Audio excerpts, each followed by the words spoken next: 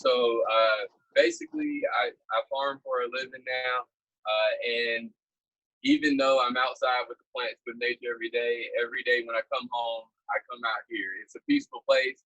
Even with all the chaos going on, there's just something therapeutic about just taking time to spend time with plants, with the soil, with earth, and just it's more of you become more balanced, and it's easier to kind of stay above the chaos and negativity that maybe you're surrounding your environment. Desmond, I have another question before you get into that. The question was, how do you keep bugs away from the compost and keep it from sticking? Yes, okay, stinking, sorry. Okay, so keeping bugs away is probably not going to happen, definitely not 100%. As far as the compost, keep it warmed up and try to keep it covered. If it smells too bad, add brown, which would be wood chips or brown paper bag, ripped up cardboard, things like that. If you add that, the compounds within those materials will break down and kind of do away with the smell that's actually coming from the organic material, which is the decaying vegetation. So your green, so leaves, lettuce, fruit scraps, things like that, that they tend to smell as they decay. Hello, I have a question. Can you hear me? Yes. Okay, perfect. Okay, so I was told that certain plants like marigolds and, well, mainly that one, but help to keep bugs away because bugs hate them. Is it possible to intertwine those? Like mine is more of an outdoor backyard garden, but I want to put it like in a box. Can I mix those or add those? Yeah, good question. You definitely can. I will be planting marigolds out here today as well. The marigolds, they don't exactly keep the bugs away from the area. What they do is they keep the bugs away from your vegetables. They're more attracted to the marigolds than say your tomato, but they're still going to generally be around. So one of the major ways to prevent as you plant is to focus on maybe bottom watering, because what happens is gnats, especially, they lay their eggs in the top couple inches of the soil, and they do that when it's wet. So if you're able to set up a system where your pot is able to get waters from beneath, that kind of prevents that top couple layers of soil from being inhabited by larvae that turn into gnats. Other than that, your biggest goal is to keep the bugs from eating your vegetables. And that's what the marigolds will do, as well as some other herbs such as rosemary or basil. And so I'll be planting oregano, basil, and marigolds today, along with a pepper and a tomato, because they actually enhance each other's growth and they keep the bad pests away from the good veggies.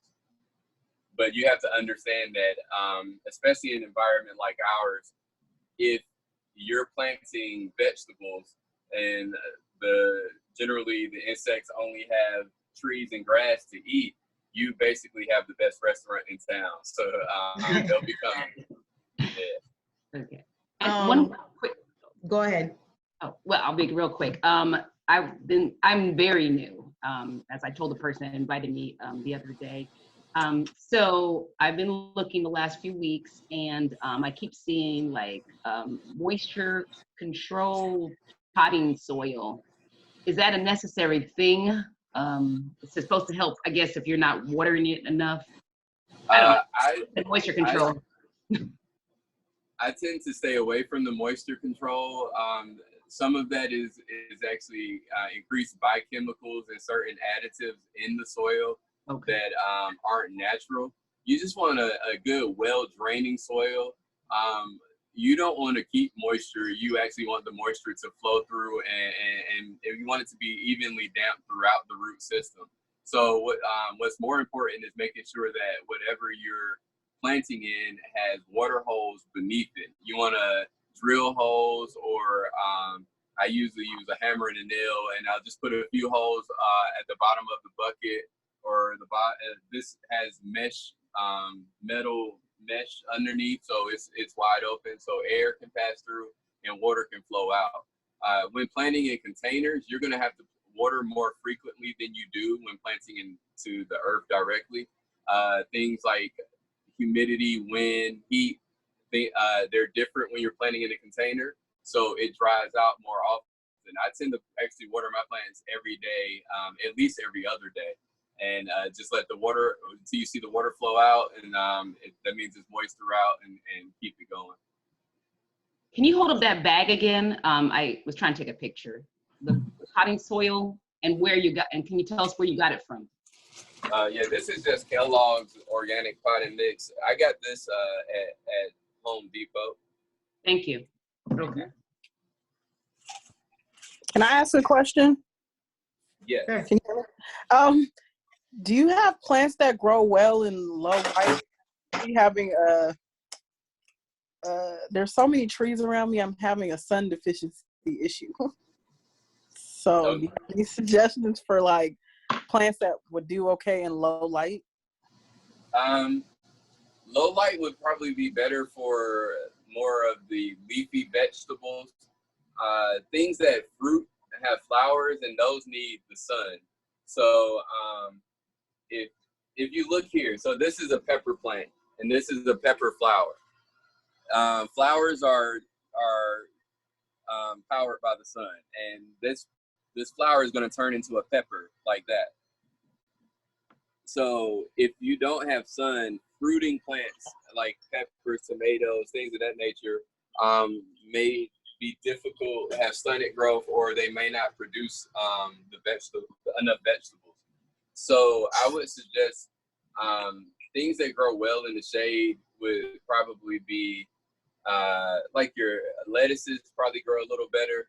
I know my partner Chris is on here. He could definitely jump in at any moment if he wants to help out with some plant choices for the shade. Well, I'll go ahead and get this in. Desmond, I have one more question for you. Uh-huh. Before you do this. It was in the chat. The question was, what kind of veggie scraps do you put in your compost? Are they all green? In our compost, we put maybe like lettuce we didn't use, or like chopped up the tops of the peppers, things of that nature. For them to decay quicker and go through the biodegrading process, you want to make sure that the scraps are smaller, and also they move faster when they're dry. So it's nice to kind of leave them out for a couple of days before you mix them into your compost. But over time, it'll eventually get them off, especially if you keep it turning and keep the air flowing throughout.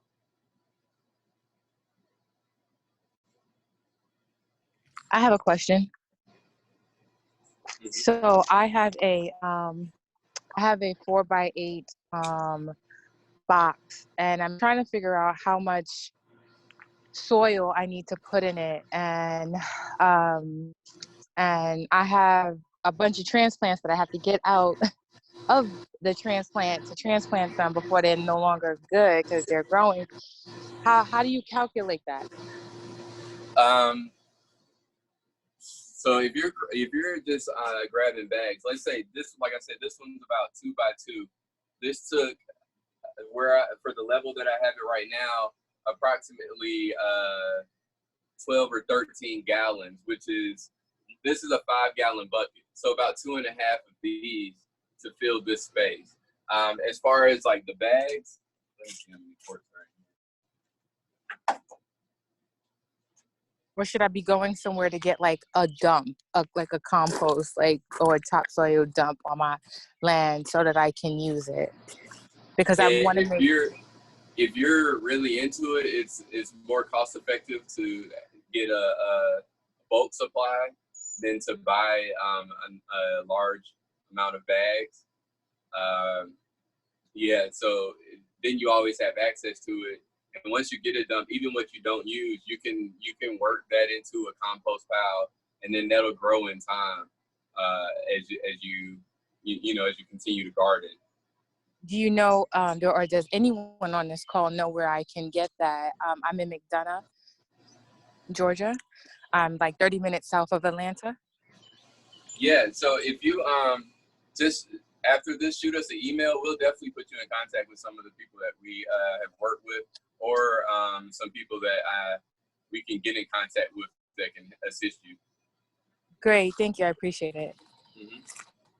If you live in McDonough, Georgia, there are several areas off of Highway 81 that sell soil and compost and have delivery. You might can check online. Thank you. Thank you. I appreciate that. I'll take a look at that today. So, like I was saying, here I planted pepper. This is just an Anaheim pepper. They grow green and turn to red eventually. This is a high yielding plant, and it's good to have peppers. My dad always says, make sure you're growing a salad, so you have enough vegetables and things to make a salad out of what you have in the space that you're growing. And these plants, How do we calculate? Go ahead. I didn't mean to cut in. How do you calculate how many things do you need to grow for your family? That's Chris, I know you answered that actually on your page. If you can give some insight to that.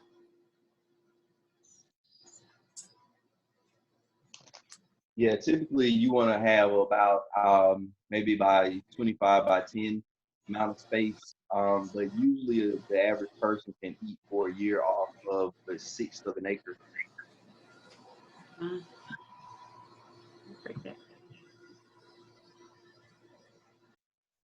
And then I know we were talking about the marigolds and things like that to kind of keep the pest away from certain vegetables. Oregano is one of those as well. So in this box, like I said, I'll be planting a pepper, oregano, a tomato, and some basil. So Desmond, I just got another question. Someone asked, can the basil plants you get from the grocery store be repotted or replanted? It depends on how it's cut. You can, if it's cut, generally no. You have to grow it or buy it in a container that's already growing. You can't root basil that way. Not most herbs, you actually have to have the root to grow it, or grow from seed, of course. And things like basil, they grow pretty quickly, especially in a controlled environment. So you can grow those in small pots inside in your kitchen, as well as outside on the balcony or your patio.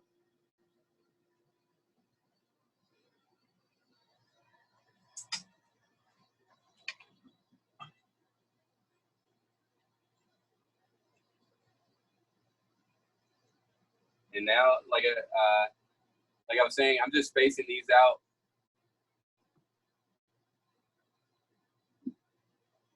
Evenly in this square box and covering them with soil up to the bottom leaves, basically.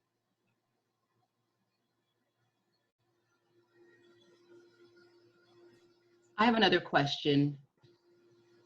So Go ahead. where would you put the marigolds? Would you put it in the same box with that stuff? Or are you gonna put it in a separate box in the vicinity of the...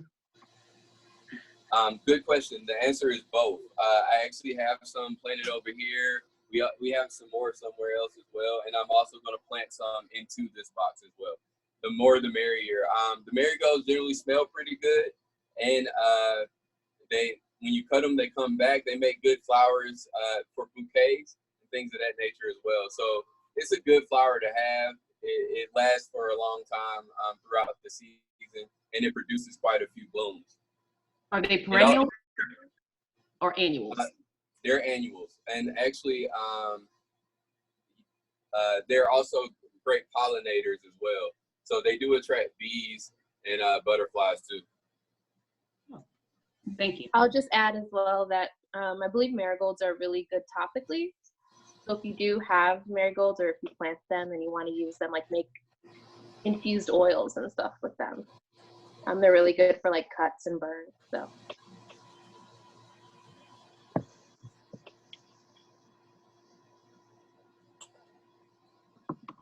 Thank you, Caitlin.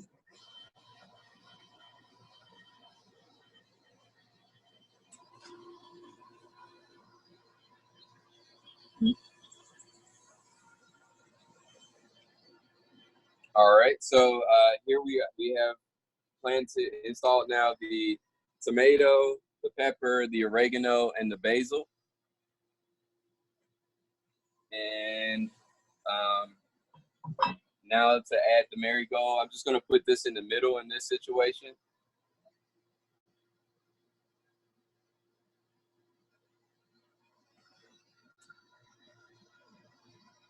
Usually this one's pretty root bound.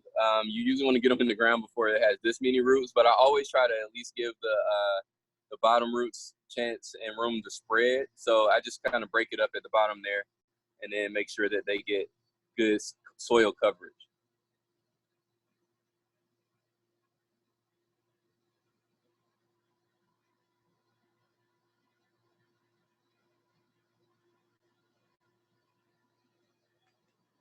All right, and so there we go. Like that was less than 5-10 minutes, and we planted out an entire box. So that's one way that you can grow on your patio. Now we can, if y'all have any more questions, you can ask them now. But then we can also talk about things that I've already been growing. I have a question, Desmond. Let me a second. Let me go grab it.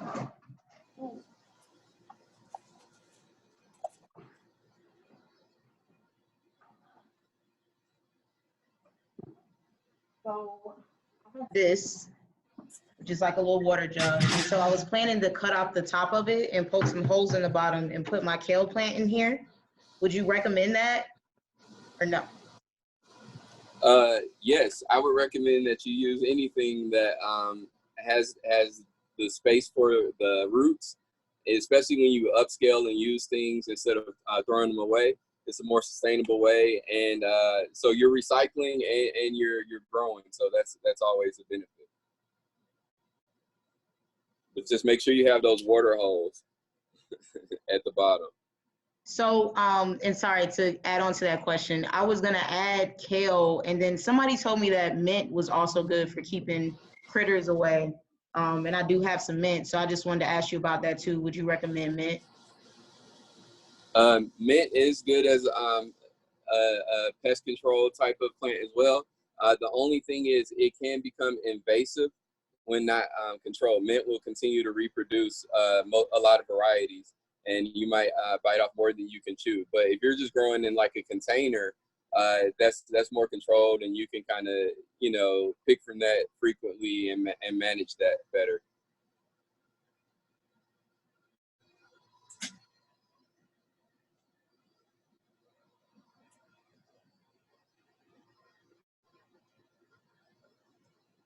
All right. So things that I've already been growing this season so far. This is jalapeno that I got from a start, and we finally got some peppers coming in. They just started last week, so that's exciting. We also have some chard that I'm growing around here. We've actually already been eating off this quite a bit. But yeah, so this is, again, is co-planting. The chard doesn't get as tall as the pepper. You can put them in there in the same pot, and now you have multiple vegetables growing in a smaller space. This is Bell. Go ahead. Sorry, I had a question. We're actually like growing some peppers right now. We've had the plant for probably like 2 weeks, and we haven't seen like a bud or a flower yet. How long did it take you for the peppers to come in? Have you already put it into a larger container outside the nursery container? Yeah. Okay, so just keep watering it. Usually, that's one of the things I enjoy about growing and farming is the kind of patience factor. It slows everything down. Like you put it in there and you keep watering it, and it's like, oh, it's not doing anything. It's kind of looking the same. I don't know. I think it grew a little bit, and then you come out here one day and there's like 6 peppers hanging. So long as you're giving it sun, I would suggest, you said it's been like 2 or 3 weeks, maybe you can add a little bit of plant food or fertilizer, but don't overdo it. but just a little bit of that to give it a boost or a kick, and that should help you out. Thank As long you. as it's not like dry and yellow, or leaves falling off, you're probably pretty good. Do you have a plant food recommendation? I just use organic fertilizer for the pots here. On the farm, we tend to use liquid fertilizer, more of like fish emulsion or things of that nature. But for your typical patio garden, any type of fertilizer would suffice. Just maybe like a handful of it when you initially set up your soil composition, and then, like I said, just sprinkle it across the top, maybe once a month after that. Do you have a specific brand?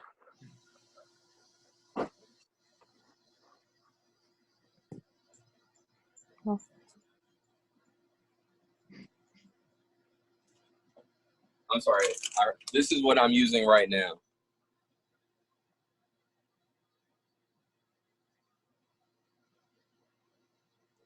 Thank you.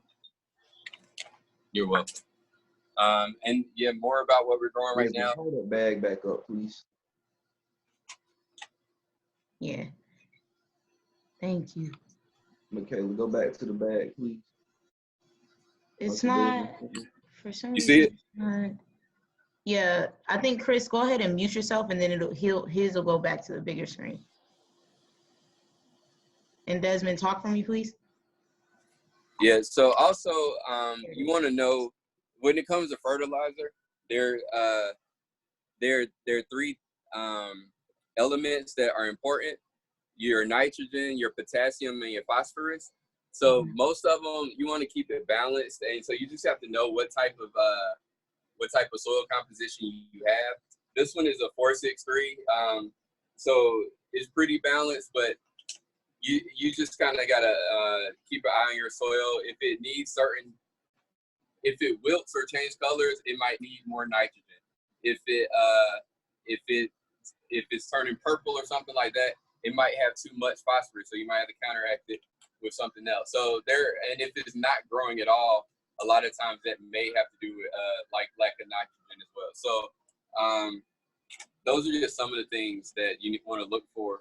But any type of well-balanced organic fertilizer will get the job done, especially in small containers like these. Hey, Desmond, got another question. It says, can you give peppers too much sun? Some of my pepper leaves are crinkly. Generally, no. Peppers tend to grow in kind of sunny, drier climates, like Mexico, the desert, things of that nature. So that might be an issue with some of the chemicals in the soil or watering. I have another question. Back to the potting soil. So once again, this is like day 3 for me. When I went to Home Depot or Lowe's or Walmart, they're all kind of blending right now. They were suggesting a potting mix, which I thought had everything. And also I have no green thumbs at all. So I need as much help as possible. So, and simple is always good. So potting mix, and of course, Miracle Grow, and I think there was one other brand that was popular. Are those bad? And do I have to break it up and have a separate fertilizer, a separate food, a separate soil? We try to stay away from Miracle Grow. It, like I said, it's just not as organic as they make it out to be. That being said, most potting mixes are balanced and mixed, but it doesn't hurt to add certain amendments throughout as well. And most things it's like slow release or something like that. Say they last for 3 to 6 weeks. You want to be supplementing that throughout that time period with fertilizer. Okay, and you said in the beginning, you said a handful, and then you said how much how often? So I'll just demonstrate. Thank you. So you really just want to take like something like this, and you literally just want to dust the surface and then water that in. That might actually be a lot, but still, you really just want to dust the surface and water that in, and in time, like I'll cover that with actually more soil as well. Oh, can you go ahead and water it to show me, or no, or is it too early? No, I can water it. Thank you. I just don't know if I need to be kneading it or just put the water and let it sit there and let it do its thing. Okay. So what you're gonna do is, I got water coming now. What you're gonna do is, you just want to water it down and water with your hose. You'll see water come out the bottom. Another way to look at it is maybe like a half inch to an inch of a layer at the top that'll seep through. Okay. And also, like one of the things I'm doing out here is I'm trying to grow different varieties of plants to see, like I know, so I have this larger tomato and it's in a 5-gallon bucket. So this is a full-sized heirloom tomato. So that plant's gonna get kind of big. Whereas this one is a dwarf variety and I have it in a 2-gallon bucket just to see if it's able to be sustained by that amount of soil. So I'm experimenting with a few things out here as well. But you definitely just want to make sure that there is enough soil available for the roots to grow. So here, like I said, you just want to, real simple, water that down in there and those nutrients will just pass through. Okay. And like I said, like about that much, and it starts seeping through, and then you'll have like some runoff underneath of it, and that's pretty much, you just want to do that like every day, every other day. Not fertilize, but water in a container this size, because it does dry out when outside pretty quickly, and not using things like moisture control soil. And how often are you doing that, fertilizing? Like once a month. Okay. Thank you. Mm-hmm. But yes, so that goes into, like I was saying, the things I'm growing. I do have, like I said, this is going to be a purple Cherokee heirloom tomato. This is a shadow tomato. It's a dwarf breed. And then this is an eggplant. It's an Ichiban eggplant.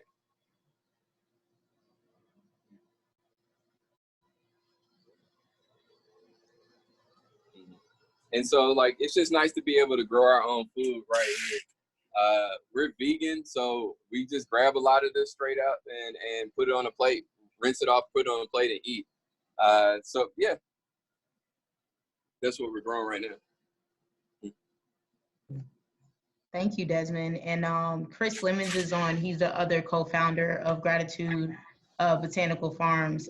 Chris, did you want to sprinkle in any more just like background information, things that we may need to know when we're trying to plant on our patios or on our decks?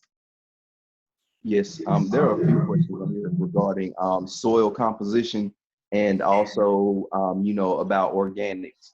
On anything that is sold out of a big box store or like a home garden store, there is a listing on the, usually at the top right-hand corner or at the bottom right-hand corner of those items. It says the letters O as in Oscar, M like Marietta, R like Riverdale, and I like Igloo. That stands for the Organic Materials Rating Institute. That's the organization that lists and rates organic materials. And so if you take a look at that, that's a sure way to know that what you're purchasing is going to be organic. Chris, can you say that again? What is the name of that? Sure, it is O like Oscar, M like Marietta, R like Riverdale, I, like igloo. So OMRI, and that stands for the Organic Materials Rating Institute. Chris, is there a certain rating we need to be looking for? There's not a number or anything like that. That is a certification that's on each item. Okay. And Okay. go ahead. Apologize. I apologize. I have so many questions. Once You're again, fine. this is like day 3. So my concern with the heirloom tomato is if that doesn't work and you have to transplant it. So many of my plants have not made it through that process. And that's one thing I really am cognizant about. So if you have to transplant something to a bigger pot, is there such a thing as getting too big of a pot? Because that's what I think I did, so I didn't have to keep doing it. And then my poor plant died. So someone help with that. You want to just transplant it from his nursery pot one time. You don't want to have to move it multiple times. That actually causes things like root shock and stuff. And after a while, especially for a mature plant, it's just hard for it to reestablish. If you're moving, like say it's already got like flowers or small tomatoes on it, and you move it's going to be difficult for that plant to survive. So you just want to make sure that you kind of check the information about the variety of vegetable that you have, and it'll say generally like how much space it needs between plants, and you want to give that same amount of space for it all around in the container. So if it says like plant one plant every 36 inches, you want to make sure that you have that type of diameter maybe and depth. So, and generally speaking, most things can grow well in a 5-gallon bucket. Okay. That's pretty much the easiest way to do it. Just grow in a 5-gallon bucket. Like I said, I'm trying some smaller things now just to see if they work out. But yeah, so, and definitely if you all are interested in the Atlanta area, we're going to be having a volunteer day on the 27th of this month, and you all can come out and you can get some hands-on experience with what we're doing, and then also learn a little bit more about container gardening and traditional gardening and farming as well. Yep. And going back to what you were just saying, Desmond, about making sure that you transplant and plant in a timely manner. So take a look. This tomato right here was purchased at the same time as all of these tomatoes. And so if you take a look at it, I didn't really give it a chance to, have good life, just by simply not planting it on time.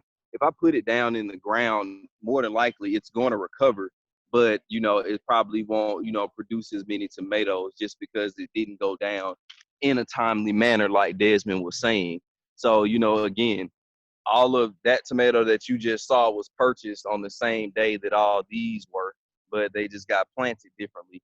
And then the tomato that you're looking at here was purchased out of that same batch, but was planted at a different time.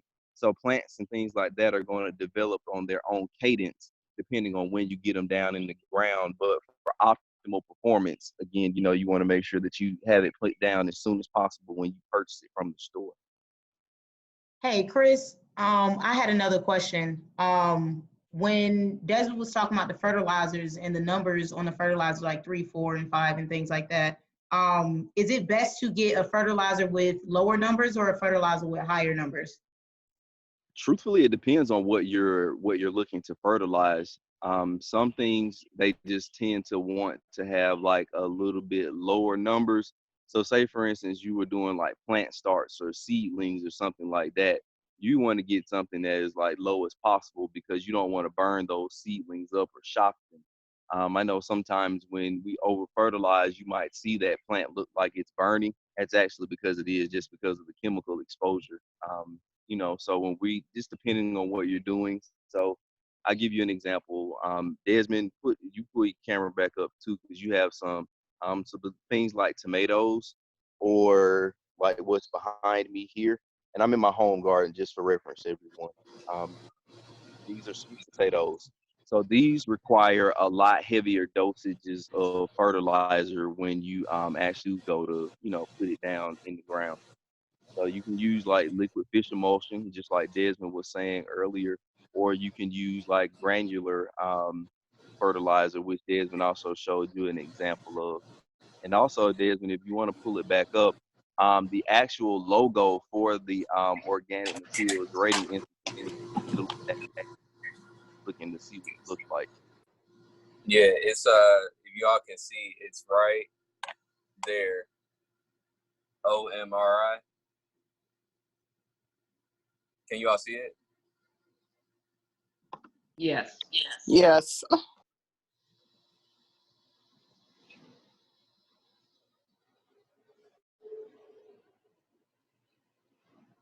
Yep. So, and right now it's a good time to actually get some plants.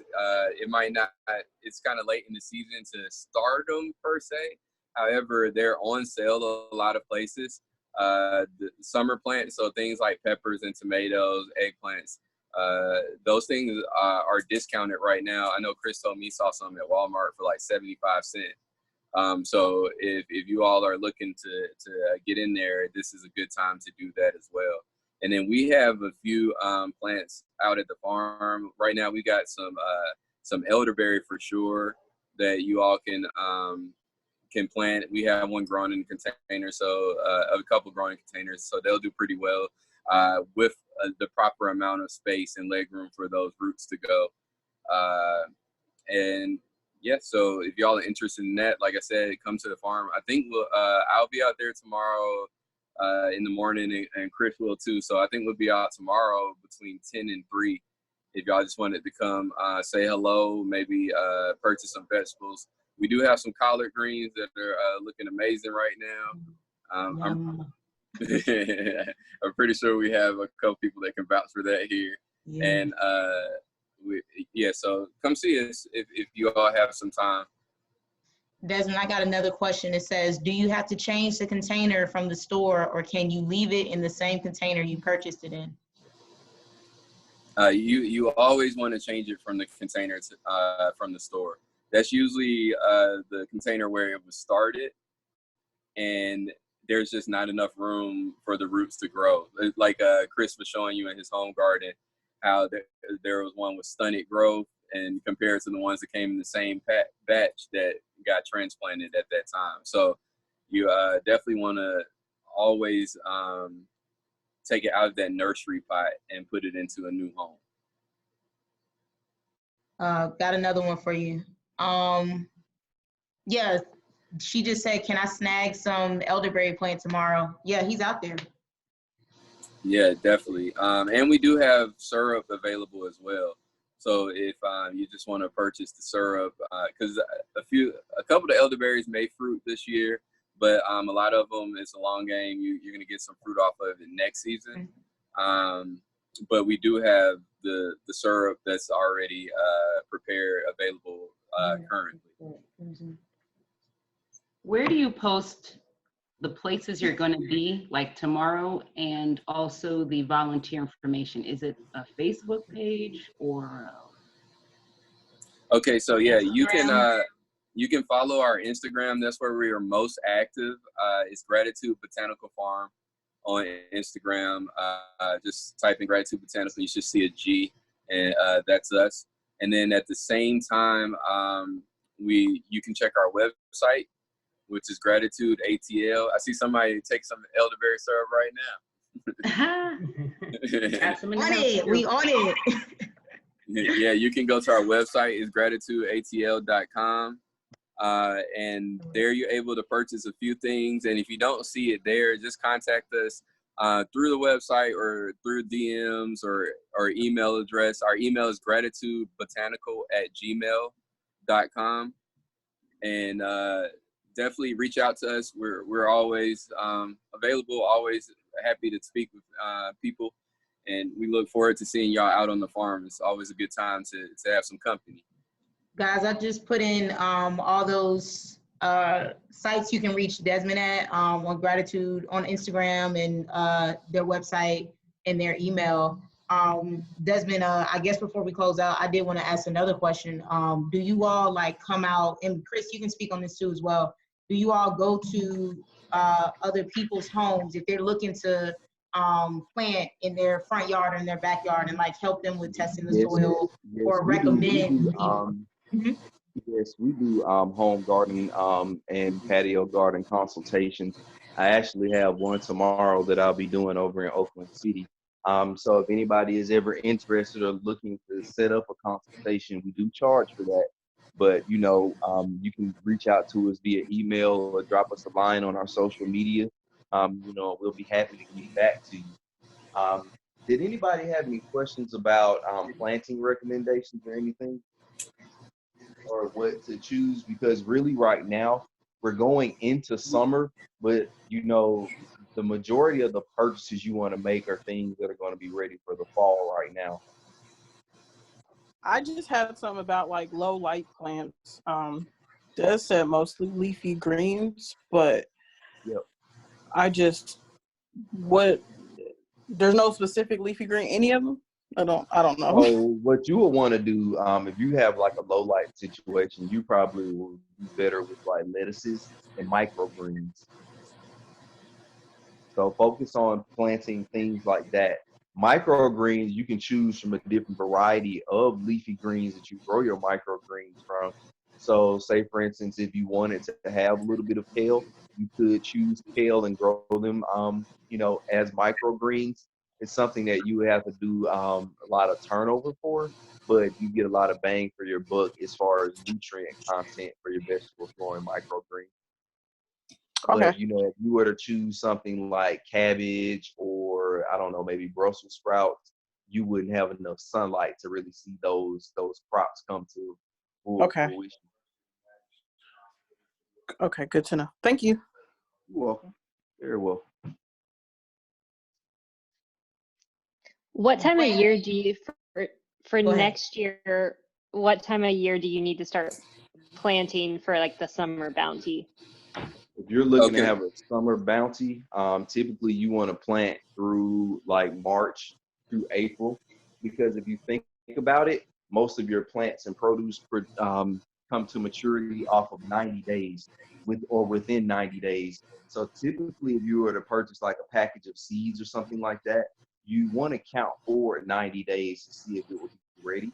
Or if you're planning for it, you want to count backwards 90 days just to make sure that you have enough time to see that actually grow and yield like it's supposed to. Just maybe as an example, if I was to plant watermelons right now from seed, that watermelon more than likely is not going to be ready until the end of August going into September.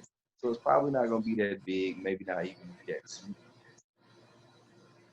And also, just to get ahead of the game, that's when you begin starting your plants indoors or in a greenhouse or a controlled environment before the frost. You'll see that it says on the seed packet, start indoors 4 weeks before the last frost.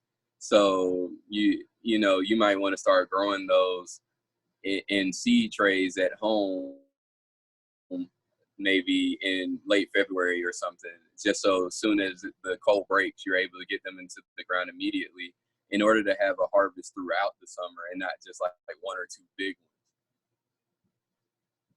Thank you. And we have another question. It says, so since it's close to summer, which veggies will be best to purchase right now if I were to go to the store today?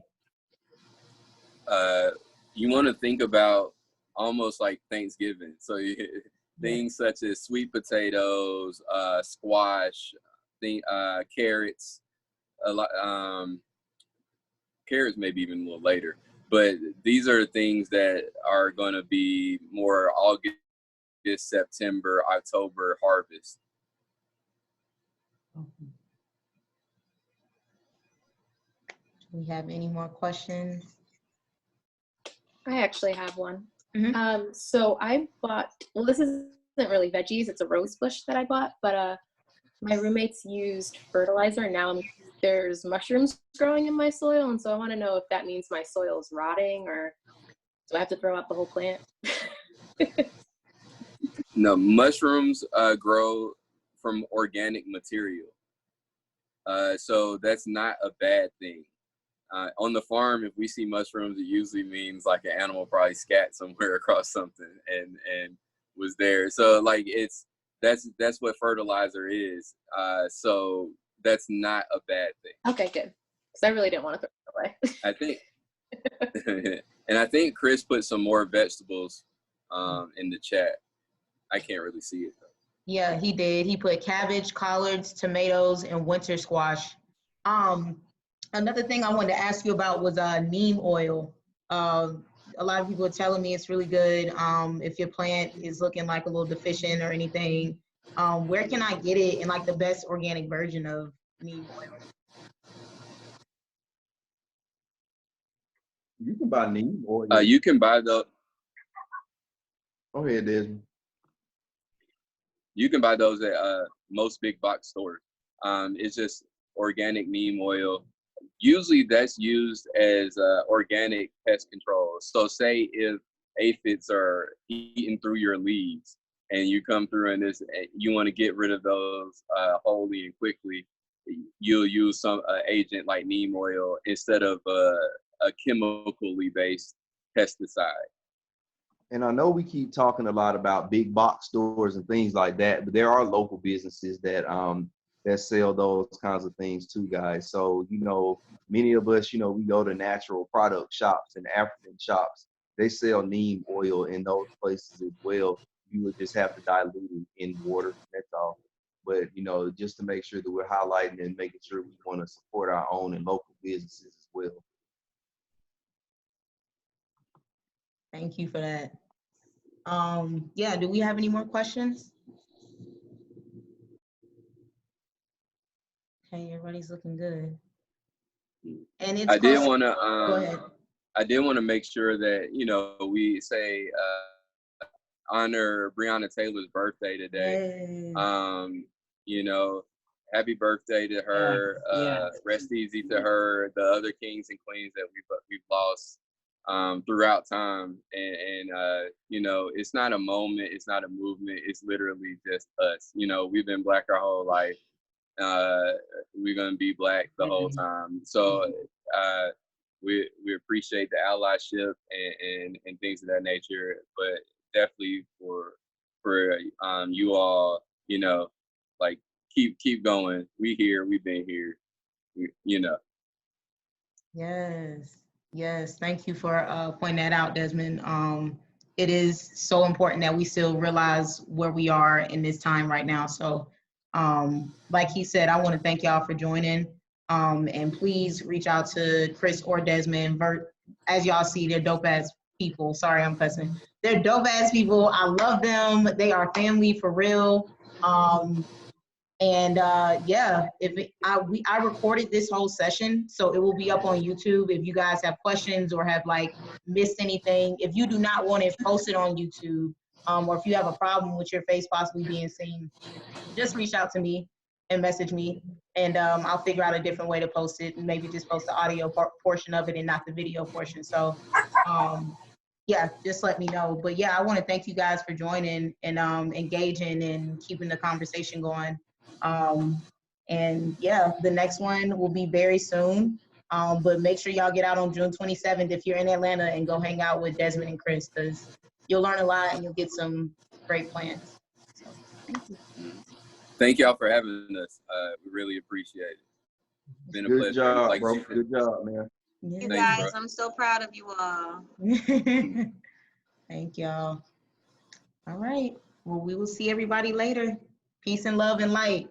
Y'all stay strong out here. All right. Hi, everyone. Bye, everyone. Bye.